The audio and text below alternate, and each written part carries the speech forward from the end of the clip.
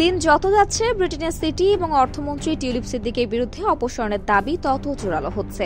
বিশেষ করে দেশটির বিরোধী শিবির বারবার দাবি তুলছে যেন টিউলিপকে তার দায়িত্ব থেকে সরিয়ে দেওয়া হয়।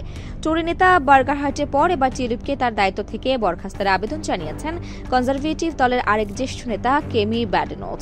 ব্রিটেনের প্রধানমন্ত্রী স্যার কিয়ার স্টারমারের কাছে তিনি বলেছেন, বাংলাদেশের রূপপুর বিদ্যুৎ প্রকল্প থেকে $3.9 বিলিয়ন আত্মসাতে পরিবারের সঙ্গে টিউলিপের নাম আসায় তাকে তার পদ থেকে বরখাস্ত করতে হবে। নিজের এক্স হ্যান্ডেলের পোস্টে এই আহ্বান জানান টরি নেতা কেমি ব্যাডেনোচে। এক্সের পোস্টে কনজারভেটিভ পার্টির ওই নেতা বলেছেন, এখন সময় এসেছে টিউলিপ সিদ্দিককে বরখাস্ত করার। তিনি আরও লিখেছেন যে প্রধানমন্ত্রী তার এমন বন্ধুকে দুর্নীতি দমনের দায়িত্ব দিলেন যিনি নিজেই এখন দুর্নীতির অভিযোগে অভিযুক্ত। সম্প্রতি সানডে টাইমসকে একটি সাক্ষাৎকার দিয়েছেন বাংলাদেশের অন্তর্বর্তী সরকার ডক্টর মোহাম্মদ ইউনূস। সেখানে তিনি প্রধানমন্ত্রী স্টারমারের কাছে টিউলিপের বিরুদ্ধে তদন্তের আহ্বান জানিয়েছেন, কেননা টিউলিপের সঙ্গে তার খালা সাবেক প্রধানমন্ত্রী শেখ হাসিনার সম্পর্ক রয়েছে, যাকে গত বছরের আগস্টে ক্ষমতাচ্যুত করা হয়েছে। বর্তমানে হাসিনা বাংলাদেশের দুর্নীতির কেন্দ্রবিন্দুতে রয়েছেন। ডক্টর ইউনূসের এসব মন্তব্যের পরই টিউলিপকে বরখাস্তের আহ্বান জানালেন টরি নেতা কেমি। টিউলিপ ব্রিটেনের প্রধানমন্ত্রীর নীতিশাস্ত্র পর্যবেক্ষণকারী সংস্থার কাছে নিজের বিরুদ্ধে প্রকাশ্যে তদন্তের দাবি জানিয়েছেন। সেখানে তিনি জোর দিয়ে বলেছেন তিনি কোনো ভুল করেননি। নীতিশাস্ত্র পর্যবেক্ষণকারী স্যার লরি ম্যাগনাসের কাছে লেখা চিঠিতে টিউলিপ বলেন, আমি স্পষ্ট যে কোনো ভুল করিনি।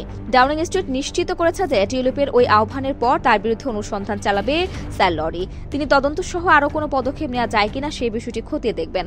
এক্সের পোস্টে কনজারভেটিভ ওই নেতা বলেছেন, এখন টিউলিপকে স্যার কিয়ার স্টারমারের বরখাস্ত করার সময় এসেছে। তিনি জোর দিয়েছেন যে প্রধানমন্ত্রী এমন একজনকে দুর্নীতি বন্ধ করতে দিলেন যিনি এখন দুর্নীতির অভিযোগে জর্জরিত। ব্যানোচ বলেন, টিউলিপ এখন একটি বিভ্রান্তিকর বিষয় হয়ে উঠেছেন।